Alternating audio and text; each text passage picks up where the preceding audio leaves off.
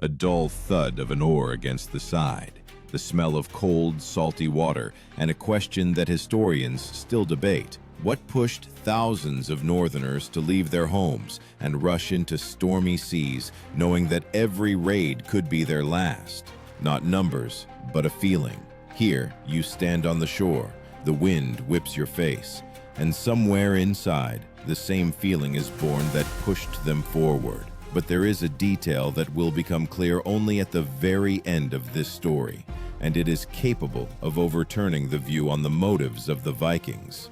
According to modern researchers, climatic changes of the 8th century and population growth in Scandinavia created pressure on communities, forcing them to seek new lands. Archaeological excavations in Norway show that the number of farmsteads indeed increased, while suitable lands remained the same. These facts provide a dry outline, but an image brings it to life much more vividly, as if the whole country became a cramped boat where each new person pushes another ever closer to the turbulent edge. Precisely such long-distance expeditions would later be called long passages on Nors. That was the name for large seagoing vessels, capable of withstanding waves and transporting people and cargo. But first, not the term is important, but the essence. A huge wooden arrow cutting through the ocean's emptiness, and only then the word Nor. For understanding the prerequisites, it is important to also consider social mechanisms. Historians write that Vikings vitally needed status, which was gained not by words, but by actions. In northern sagas, it is mentioned that a young man could not count on recognition until he proved himself in action. But the sagas themselves were recorded much later, therefore researchers remind. Facts there are intertwined with legends. However, archaeologists confirm that gravestones with rich burials appear precisely where there were centers of trade and sea routes, which means successful raids brought real wealth. A cramped valley, poor soil, and young men who vitally need to show their strength create the image of a taut string. One wrong move, and it will snap, turning into a turbulent current that bursts forth. But to understand how exactly this current found its way, one needs to see how the first strike was prepared, when the sea was still only beginning to draw in the future sea raiders. Before the long shadows of ships fell upon the shores of Britain and Francia, everything began with the quiet of a northern village, where men for years prepared themselves for that very moment of going out to sea. Historians write that by the end of the 8th century, a special system for training young warriors had formed among the Scandinavians. It was not formalized, but it included weapon training, hunting, long hiking routes, and participation in seasonal work. Archaeological finds at settlement sites show a large number of training spearheads and wooden shields, used specifically for exercises, not for war. The fact is known, but the feeling it evokes is much stronger, as if the entire village resembled a forge, where each youth slowly heated up to the required temperature before being released into the world. The main instrument of preparation was called huskarls. These were experienced warrior retainers who trained the young. But first, their role is important, not the word. Mentors who, like stonemasons, chipped away everything superfluous from the future fighter, and only then does the name huskarls itself sound. Some historians specify that such a path took several years, and its outcome was participation in local skirmishes between Scandinavian clans. This was not full-scale warfare, but it allowed for gaining real experience. Sagas mention similar clashes, but the details themselves within them may be embellished. Archaeological studies confirm traces of small battles around settlements, where damaged weapons and remnants of fortified sites are found. They are like scars on the country's skin, showing how often strength was tested against each other here. But another aspect is far more important, the economic one. In the northern regions, crop yields were low, and winters were long. Historians note that families prepared provisions almost year-round, and an extra mouth became a problem. For a young man, this meant the necessity either to expand the family's lands, or to acquire wealth, or to go sailing. The image is simple, as if every year the harsh winter crossed out those who had not managed to earn their place at the table. It is at this moment that the main instrument of future expeditions begins to manifest. Long, light hulls of ships, carved from oak or pine, allowed Vikings to travel both by sea and by rivers. Archaeologists have found remains of several shipyards where such vessels were built, and traces of tools indicating the high skill of the craftsmen. Modern researchers say that building one ship required wood equivalent to several tens of cubic meters and the labor of a team of dozens of people. But dry figures fade before the image, as if the very land of Scandinavia, trees, stones, and cold wind, united to create a machine capable of crossing half the world. This ship's framework formed the main strategy of the Vikings. Their strikes were lightning fast, and their retreat routes were quick. What we would later call sea raids then was rather the movement of a living organism, which could appear anywhere. But to realize how this preparation transformed into the first real strike, one needs to see the very moment of departure. That very one when the taut string of the northern lands abruptly snapped towards foreign shores. When the day of departure arrived, everything changed instantly. The village, which yesterday hummed with voices and the sound of axes, now fell silent, as if nature itself held its breath. Historians write that the first major Viking expeditions of the late 8th century began in the late spring, when rivers freed themselves from ice, and days became long enough for sea passages. Archaeological data from the coasts of Norway confirm traces of seasonal shipyards where ships were launched precisely in these months. But the feeling acts much more strongly than facts, as if spring itself opened doors, behind which a completely different life began. At this moment, the order of command on the ship became especially important. It was embodied by people whose role was first felt in every movement of the crew, and only then was their name called. Helmsmen, whom Scandinavians called steermen.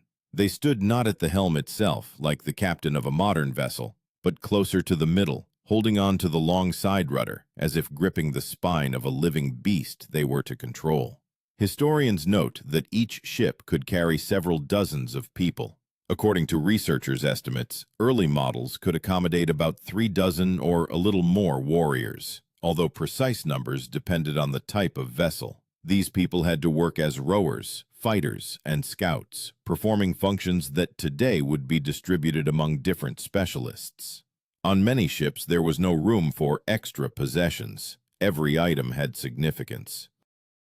The image here is obvious, as if in a gigantic beast, where each bone supports another, and if one breaks, the entire body perishes. Before the start of the expedition, captains gathered a council, which historians call a thing. This is an assembly of free men, capable of making decisions about the route, plunder, and distribution of risks. But the essence is more important than the word. A circle of people who, together, decided where the ship would go, and only then the term thing. Unlike later monarchical structures, here everything depended on agreement, and this added tension. Each participant was not just a cog, but a living part of the decision. When the ships were pushed into the water, a ritual began that is rarely described directly in sources, but is confirmed by ethnographers and historians. Men touched the side with their palm or the hilt of a weapon. This was not a religious act in the strict sense, but resembled a modern athlete's gesture before a start. And the image here is especially vivid, as if each poured a drop of their own courage into the ship. The first stage of the journey passed along the coasts, where Vikings could drop anchor, wait out bad weather, or replenish water supplies. Archaeological finds at stopping points indicate traces of temporary camps, charred bones, and stone hearths that could have belonged to such passages. But the sea almost always dictated its own terms. The wind could push ships aside for several days, extending a journey that, under ideal conditions, would have taken less than a week. This contrast, broad hopes and narrow possibilities, turned each departure into a struggle with unpredictability. When the horizon disappeared in the fog and only the rhythm of oars remained, the main test began, the passage to foreign shores, where every mistake could mean destruction. But it was there that the famous element of surprise was born, thanks to which the first raids became legends, written about by monks and feared by entire kingdoms. To understand how this strike was delivered, one must see what happened at the moment when the walls of Lindisfarne first appeared on the water. When the silhouettes of Lindisfarne emerged in the distant fog, the sea already ceased to be an ally. It became a stage on which the Vikings were to play the first true act of their new history.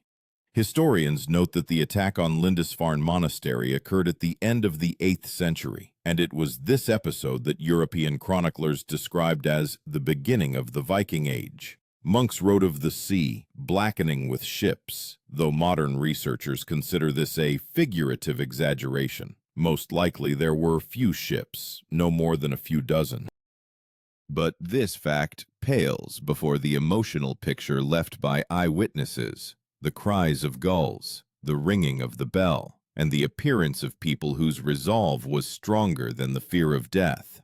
Here, especially important becomes the method of landing, which would later be called a shore breakthrough, a rapid driving of the ship onto shallow water so that warriors could instantly disembark onto land. But first, the action is important. The movement, when the hull of the vessel crashes into the sand with an impact, as if releasing outwards the tension of the entire passage, and only then the term shore breakthrough.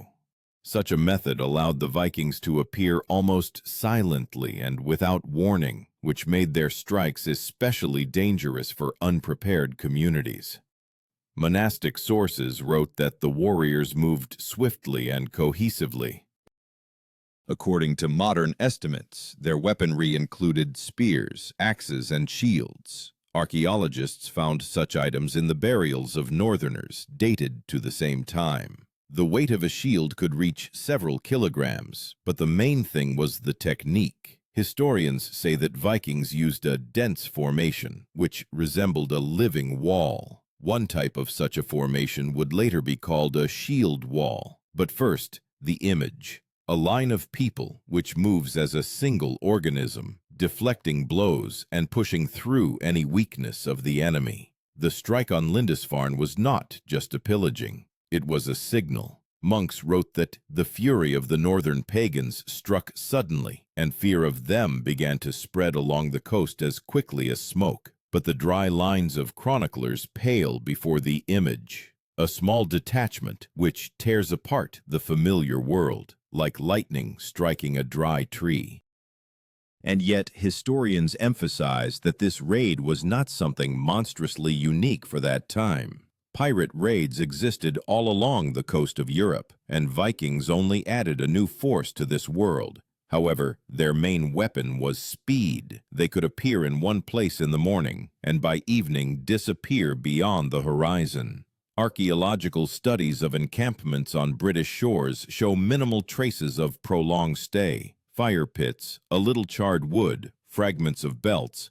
All this indicates that the Vikings did not linger longer than necessary. Precisely this manner of action made their name a legend, although they themselves then still did not realize the scale of the future. For them, it was merely the first step towards wealth, glory, and recognition. But rumors reaching the shores about easy plunder, about the jewels of church vessels, and about the helplessness of monasteries began to melt the ice in the hearts of those who still hesitated.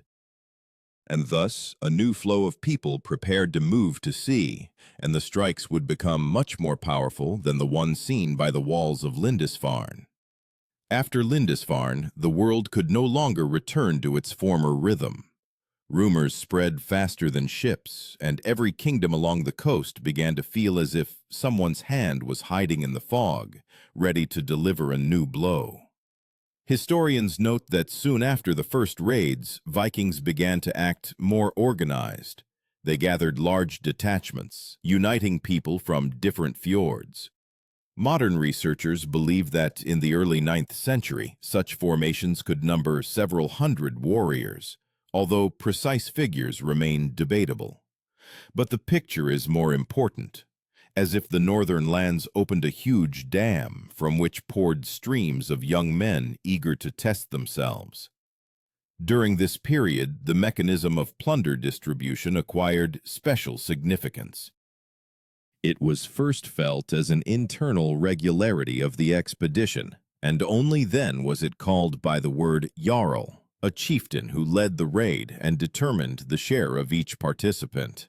But first and foremost, the role itself is important. A person who decided who returned home as a hero and who remained on the periphery of society.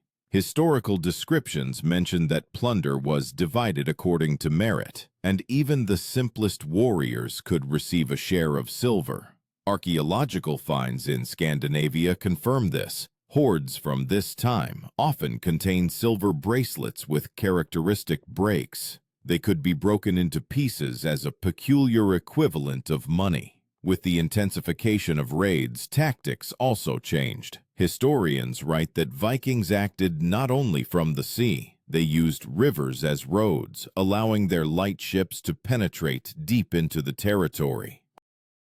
The remains of ships found in Danish bogs and Norwegian fjords confirm the shallow draft of the vessels, thanks to which they could pass where heavier boats would have gotten stuck. The meaning of this fact is simple. Vikings turned the landscape of Europe into their own network of routes. The image that is born here is almost cinematic, as if not river waters flow through the veins of the continent, but the steel lines of their roots. When detachments became larger, they required coordination. Historians mention that sound horns were used for transmitting signals, but the feeling is more important. A low, vibrating sound that penetrates to the bones, making everyone know it's time to move. And only then the term that would later be established as a war horn. Its sound could mean everything: attack, assembly, alarm. For those who heard it for the first time, it was like the roar of a huge beast emerging from the forest. The first major raids showed a surprising advantage of the Vikings: their ability to change strategy depending on the terrain. Chronicles write that the Northerners sometimes avoided fortresses and cities, preferring to attack monasteries, trading settlements, and rich estates. But when the target was truly important, they did not hesitate. One such episode concerns attacks on the Frankish coast. Sources say that the Frankish king was forced to fortify ports and introduce additional garrisons. However, archaeological excavations show that many fortifications were still vulnerable to quick raids. The contrast is striking. Stone walls against wooden boats, and yet those who move faster win. With the growing scale of expeditions, losses also increased. Historians note that each expedition held risks. Storms could capsize ships, diseases spread in cramped camps, and unsuccessful skirmishes could wipe out an entire detachment. But this only fueled the cult of personal glory. Northerners believed that death in battle was the best outcome, and this idea transformed them into warriors whom fear could hardly stop. The image here is especially powerful, as if each of them stood on the edge of an abyss but saw not a fall but an opportunity to soar. Vikings began to build long-term camps in foreign lands. Historians call such camps crude, temporary fortified bases where detachments could winter, repair ships, and prepare new raids. But first, their function is important. A refuge in a foreign world where the fire of bonfires shortens the night, and walls hastily built from wood and earth become the only defense. Archaeological finds in England and Ireland confirm the presence of such camps: remains of earthen ramparts, traces of forges, fragments of weapons. They look as if someone in a hurry created small islands of Scandinavia amidst hostile land. Monasteries, cities, trade centers, everything became a target.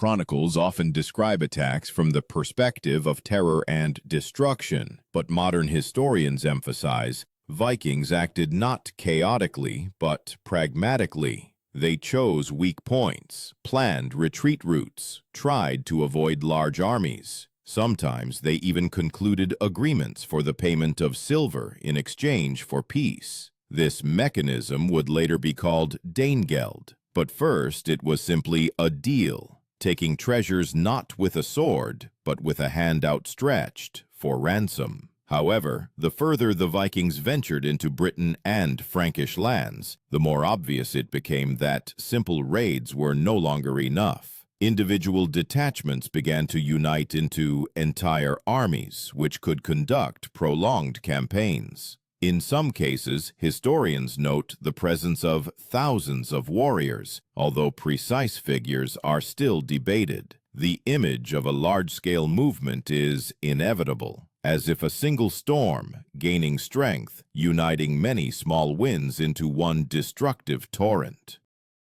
And yet, even this storm was not the peak of their power. Ahead awaited a culmination when Vikings not merely plundered shores, but began to seize lands, change political borders, and become part of the world they had previously only attacked. It is precisely there that the threads of this story lead, to the moment where a strike ceases to be a raid and transforms into a conquest. When the northern storm transformed into a constant force, Europe understood. Vikings no longer disappeared beyond the horizon after a raid. They stayed. Historians write that in the mid-9th century a new stage began, not just strikes for plunder, but a struggle for territories. In England, the first mentions of a great army appear, a united force consisting of detachments from various jarls. Anglo-Saxon chronicles describe these forces as enormous, although modern researchers believe that it could have been a matter of several thousand warriors. But dry figures provide only a shadow of what was happening. The main truth is a feeling. A land accustomed to isolated raids suddenly hears the steps of an entire army, and each step sounds like a heavy heartbeat. It is at this moment that a new type of political force becomes especially important. Its action is felt in how detachments unite, and only then does the term konungur sound, a military leader whose power is built on successful expeditions and the ability to maintain an alliance. But first, his essence is important, a person who transforms scattered voices of ambition into a single command. Sources recall such leaders cautiously, for chronicles were written by their enemies or descendants. However, archaeological finds confirm the existence of large camps where these united forces could have been located. When Vikings besieged cities, they acted quite differently than during swift raids. Historians note that some attacks continued for weeks. Earthen fortifications were built, supply roads were blocked, and guard duties were organized. This proves that Vikings knew how to conduct prolonged campaigns if the objective required it. In fortifications found in England, traces of systematic work are visible. The ditch was dug evenly and deeply. The rampart was compacted with layers of earth and clay. The image here is almost tangible. People who, just recently, crashed a ship into the shore now dig the earth, as if wanting to take root in it. However, not all lands were conquered by force. Sometimes weapons gave way to agreement. Anglo-Saxon kings concluded treaties with the Northerners, which allowed them to establish their settlements. Historians call these territories Danelaw, an area where the laws and customs of the Scandinavians became dominant. But first, the idea is important, a space where foreign land ceases to be foreign, and only then the word Danelaw. Archaeological excavations confirm the presence of such settlements. Houses built according to Scandinavian models, locally forged weapons but of a northern type, and cemeteries where burial rites differ from Anglo-Saxon ones. These settlements changed the very fabric of society. The Northerners brought new farming methods, trade connections, and shipbuilding skills. Historians write that in some areas trade revived, as if blood flowed faster through the veins of lands accustomed to tranquility.